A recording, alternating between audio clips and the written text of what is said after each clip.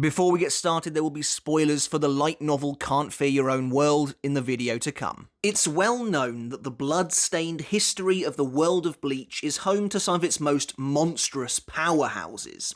Names long lost to time, the deeds of ancient Shinigami and Hollow alike, now nothing more than mere legend confined to textbooks. The truth is, though, that while they may as well be mere silhouettes for how little we actually know about them, characters like the original captains of the Gotei 13 are still very much emblematic of the modern-day Gotei. After all, they laid the foundations and the blueprint for it. Despite them being over 1,000 years old and long dead by now, when you look at these characters, you still see within them the trappings of the Gotei of the present. Zanpakuto, Shihakusho and Hayori divisions, and the like. What's harder to comprehend than that, in my opinion, is that the Bleach universe, the worlds of the Soul Society and Waco Mundo, existed long before any of this, long before the Gotei 13. We know that the world of Bleach used to be one, the primordial world, a twisted mess of life and death, where countless hollows preyed on humans in one cacophonous nightmare. It was then split by the Soul King into the three worlds we know today. But that new existence didn't automatically become the civilized Soul Society that we're used to. As I mentioned earlier, despite the original Gotei 13 feeling extremely old and unknown to us, it is a relatively modern invention. The arrival of so-called organization, hierarchy, and even civility into the world, as barbaric as these progenitors were. And it's from this most mysterious of time periods that the topic of today's video heralds from. An age of titans wielding colossal power before the Gotei, before even Zanpakuto. In today's video, we're taking a look at an immeasurably powerful hollow, Ikomikidomoe, who appears in the light novel Can't Fear Your Own World and who was active during this time period, coming into contact with many of Bleach's greatest figureheads and leaders, including both Shigekuni Yamamoto and Baragon Luisenbahn. But who is Ikomikidomoe? How powerful is this creature, and how did he interact with these characters so many years ago? How was this legendary mythical hollow's rampage finally stopped? Let's take a look. So, first of all, who or what is Ikomikidomoe? An ancient Ajukas-class hollow, Ikomikidomoe is a terrible, almighty, power-hungry beast who hails from the earliest days of the world. Today, however, he's become something very different. For starters, Ikomikidomoe isn't his true name. Instead, it's a name bestowed upon him by none other than the leader of the Zero Division, Ichibei Hyosabe, who used his Shikai Ichimonji to erase this hollow's true name long ago, and then his bankai Shirafude Ichimonji to grant him this new name instead, but more on that later. Secondly, during his battle with Ichibei, Ikomikidomoe was eventually sealed away inside a Zanpakuto, and so the shape he currently takes is that of a large, pure white broadsword with a few black spots on it. This is, of course, extremely unusual, to the point where it has never been seen before, and never been seen again, for that matter. Ikomikidomoe is a hollow that has been sealed inside a Zanpakuto. This is totally different from the Arankar that we would later meet in Bleach, who seal their true innate hollow power into a blade, where they lock away the essence of their former selves to then be called upon in a resurrection.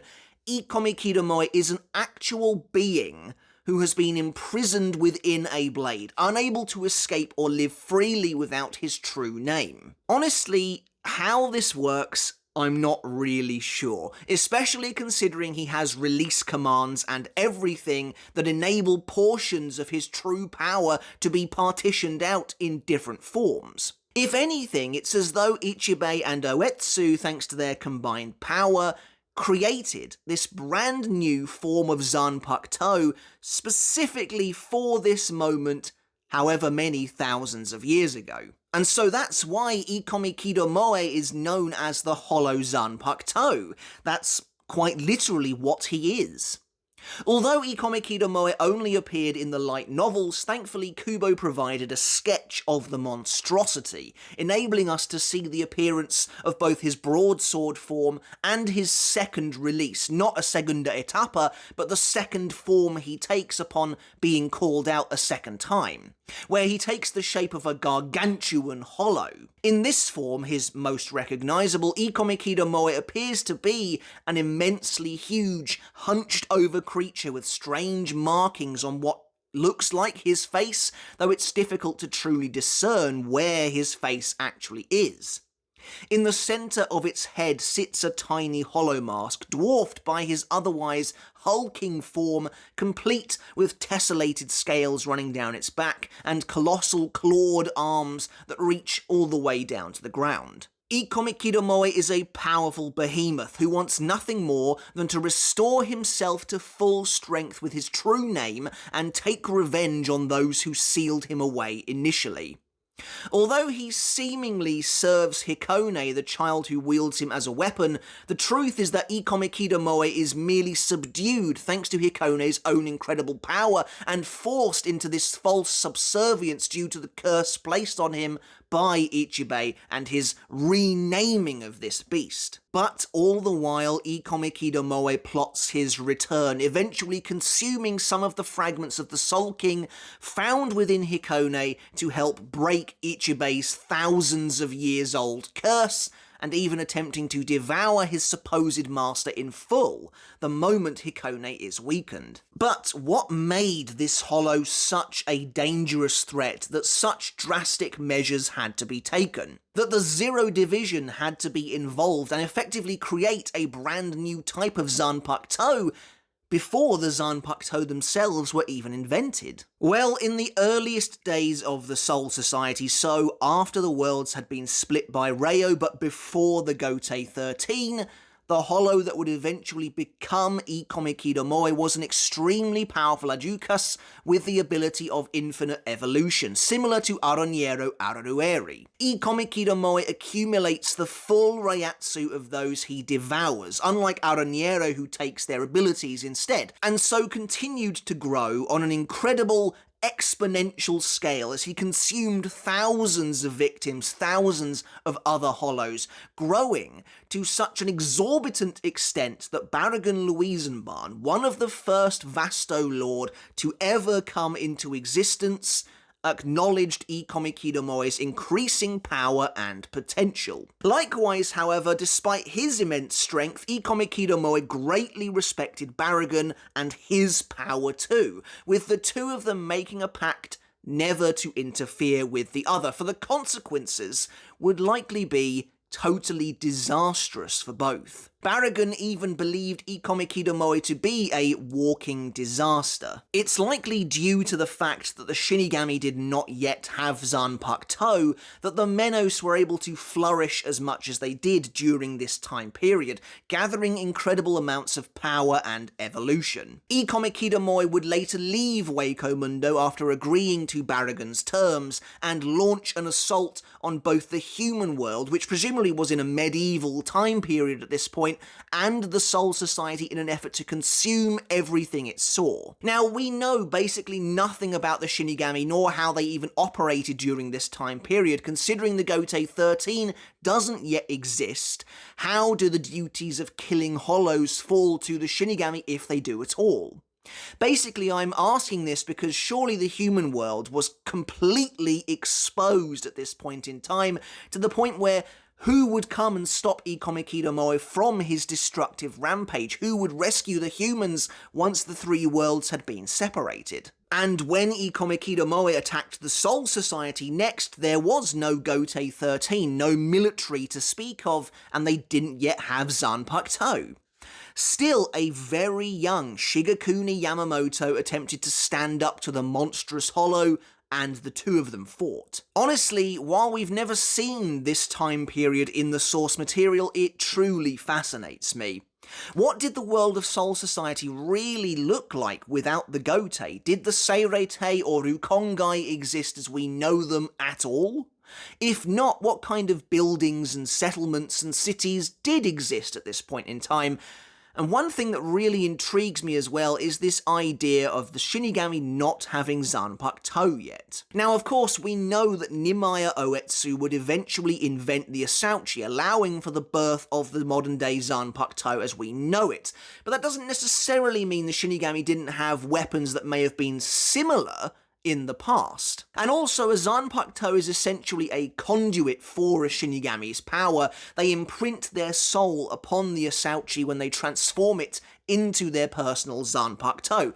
But surely their soul must contain that power to begin with, or some kind of remnant of it. What I'm getting at is, how did Yamamoto fight Ikomikidomoe? Simply with his bare fists? Or did he have some primitive pre-Zanpakuto way of channeling his flaming fiery powers early on? Or do those abilities really only manifest with the creation and imprinting of the Zanpakuto? In which case, are they just sitting dormant in Yamamoto's soul until then, waiting for the method to come along that could act as a catalyst for them? That does seem a little unlikely to me. Now, this is total speculation on my part, but personally I imagine it as being a world, a lawless world, where these extraordinarily powerful Shinigami were just using the abilities that would lie dormant within their souls completely freely, with no regard and no control. And eventually, when Oetsu created the Asauchi, that was the beginning of civilization as we know it. It gave the Shinigami a way of containing and controlling those powers that once went completely haywire and were able to do whatever they liked. Again, total speculation, but otherwise I don't really see how it works. Regardless of however he was fighting, Yamamoto was actually defeated by this Colossus of a Hollow, enabling Ikomikidomoe to attempt to devour the Soul King himself. And before we move on, I do have to wonder, how would Yamamoto have fared if he actually had access to the Ryujin Jaka that we know he has today? Anyway, we don't know enough about this time period to know how any of this works for sure. Presumably the royal palace has been a thing since the splitting of the three worlds, meaning Ikomikidomoe somehow reached the palace above, but I guess it's possible that the Soul King was currently residing on the ground floor of the Soul Society itself. Maybe it was this attack from Ikomikidomoe that made them all realise they need to keep the Soul King out of reach a bit better. However, before Ikomikidomoe could succeed in his plan, he was defeated by a combination of Ichibei Hyosabe and Nimaya Oetsu, way before the Zero Division was actually a thing, presumably since the Gotei 13 wasn't a thing, and clearly there is some connection there, even if just in terms of the naming conventions. This is back when Ichibei and Oetsu simply existed as extraordinary beings. Ichibei robbed the Hollow of his original name, but they found that they were unable to purify it since it contained far too many souls. So instead, Oetsu sealed the Hollow inside a Zanpakuto, which Ichibei then renamed Ikomikidomoe before it was sealed away deep within Oetsu's palace. Now again, obviously there is quite a bit to unpack here. If this was before the Shinigami had access to Zanpakuto, then how did Ichibei have Ichimonji?